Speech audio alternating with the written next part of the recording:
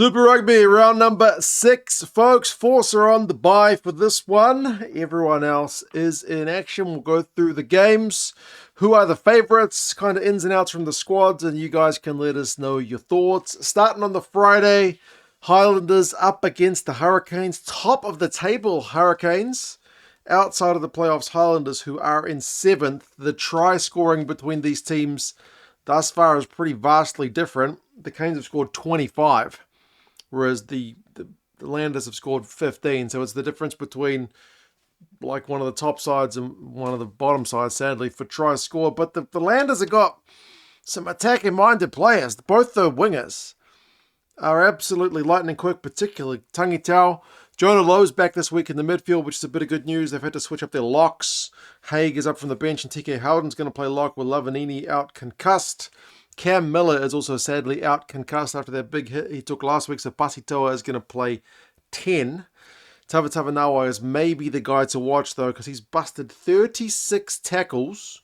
The next best player in Super Rugby thus far has 24. The guy is literally on another level from people in Super Rugby at busting tackles. But the Canes, as I said, they can score some tries. Ruben Love is going to play 10 this week. He was on the bench last week. So back to starting for him. Harkin switches to 15. Also, Billy Proctor's going to get a start. 5 try. Billy Proctor, so that's a bit of good news for them. And they've also brought up some beef with Almua and Numia starting at hooker and loose head, respectively. So they've got no Lomax. He's out injured with an ankle injury. And Wakalia Were, maybe that's a bit of good news that he's out because he conceded a pretty stupid card last week, which cost you maybe a bonus point. But yeah, the Canes are favourites. The algo says by 11. The bookies say by 7. That one is down in Dunedin, 7 o'clock on Friday. And then the second one, kind of a top-of-the-table clash, Chiefs and Brumbies. Chiefs coming off the bye. Brumbies heading back from Fiji. 2 losses in a row, though, for the Brumbies now. So they could certainly use a win. 6-day turnaround for them is not going to help, but they did rotate their squad over to Fiji. Slipper didn't play over in Fiji. He's back starting. Neville is back starting. Toole, who was a late withdrawal, is back starting. Charlie Cale, who didn't play, was likewise recalled for this game. So he's one of the top try scorers as well with, I think, 7. Is he the top try scorer, Charlie Cale? He's been an absolute man mountain. So, yeah, it's a much different squad. Valetini's going to play 6. He's been a carrying machine. It's a much different squad from the one that played over in Fiji last week. Likewise, Declan Meredith and Ryan Lonergan, the 9-10 combo, who's been their regular pairing, are up from the bench to start. For the Chiefs, they have got Samasona Tokiahu as their joint equal top try scorer with Leroy Carter. Both those guys are starting. So, the Chiefs, they can score maul tries. They can score sexy tries. With the outside backs, as I said, coming off the bye. Both these sides have got very good lineouts. They're the 2 top sides for lineouts in Super Rugby. So, like I said, 3rd against 4th, kind of top of the table-ish clash. This could very well be a playoff game at some point. I do like the look of the Chiefs bench. You got Foketi, you got Finau, you got Akoi. Yeah, some good players on the Chiefs bench. Maybe that'll be the difference. They are the favourites. 5 points with the algo and 4 points with the bookie. So predicted to be close, but that's the second game on the Friday. Then the Saturday games afternoon from Lautoka. Drua hosting the Reds. This one we do have a split in the predictions because the algo and the bookies don't agree. Remember the Drua coming off a good win over the Brumbies last week. Kind of a much needed one. Togi Tama is back. He's going to start at hooker. Salawa is going to be promoted from the bench to the number 7 role, but otherwise the squad is still looking pretty stable. Armstrong Ovula is still there at 10. Lomani still captains the side at 9. And you've still got the likes of Lokanamasi on one wing, Nasolva on the other, Draw Sessa at fullback. So it's a pretty sexy looking Fiji inside. And interestingly, they got a really great tackling percentage this year, which is fantastic to see. It's not just about tries and offloads. They have, among them and the Reds, to be fair, have 2 of the best tackling percentages over the competition. The Reds, they've brought in Nick Bloomfield, who's very limited on a Super Rugby experience, to start at tight head. Hunter Paisami is back fit at 12, so that's a bit of good news. And they've rotated their 9-10 combo with McLaughlin Phillips and Kalani Thomas being promoted from the bench. This week, there is no Fraser McCright in the squad this week, so it's maybe a little bit of rotation because I didn't see him on the injury list. Like Lockie Anderson, Josh Cannon and whatnot are still out injured, but yeah, it's a bit of a rotated one. You might even get to see Ben Volivola come off the bench for this one for the Reds. Now, interestingly, I said it's a split. The algo says the Reds by 5, but the bookies have got the Drua in this one by 4. Second Saturday game is Moana against the Crusaders. This one's predicted to be your biggest blowout of all, with the Crusaders massive favourites.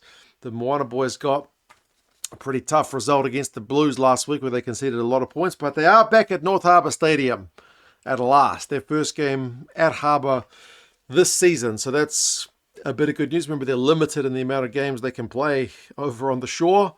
And Julian Savi is back. He is back at 12. So that is perhaps a bit of good news. Joel Lamb's going to have to start at 9 because Augie Pulu has been suspended following last week's red card against the Blues. Alan Craig has been absolutely tackling the house down for Moana from the second row.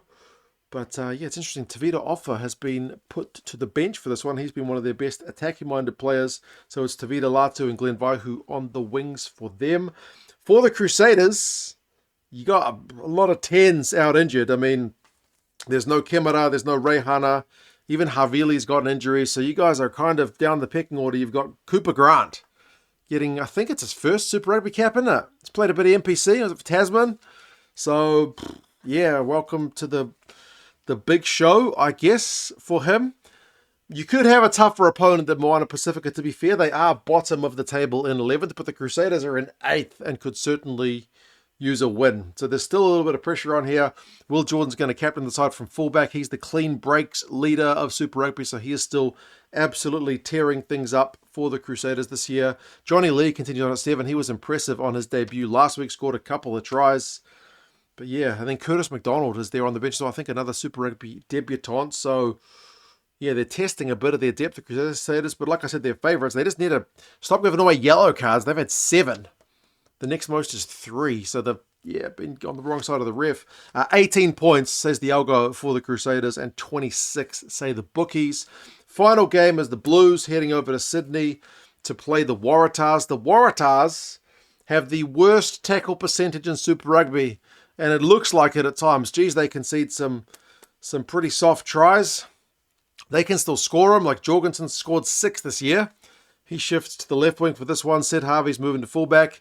Harry Potter is there on the right wing. So they've got a couple of really good attacking wingers. But yeah, those guys just finish the tries. It's the forward pack and whatnot that needs to make their tackles if they are going to have a chance against the second-placed Blues. The Blues are doing a bit of rotation. Bradley Slater is back into the 23 at hooker. Sam Martin is going to get a start. Peter Aki is back. Finlay Christie is back. Malachi Rampling and Zahn Sullivan are starting. So, and Peyton Spencer, son of Carlos, he's going to come off the bench for his debut. So, cracking stuff for them. Caleb Clark's probably been our best attacking weapon thus far. He's right up there for tries, clean breaks, and defenders beaten. He's been having a very good season. The star player for the Tars, Suoli, is sadly still out injured with the hamstring. And then one of the best tacklers for the Tars, Charlie Gamble, is also out. So, not ideal. Sam Knox still got concussion from last week's game, so doesn't play this week for the Blues. Rugby Forecast, the algorithm says the Blues by 11, and the bookies have got the Blues by 5. So, yeah, we'll see how things go. You guys let us know your thoughts. Subscribe to the channel. What do you think is going to be the game of the week? On paper, I feel like it's Brumbies Chiefs, but we will see. You guys take care, and I'll talk to you guys again soon. See you later.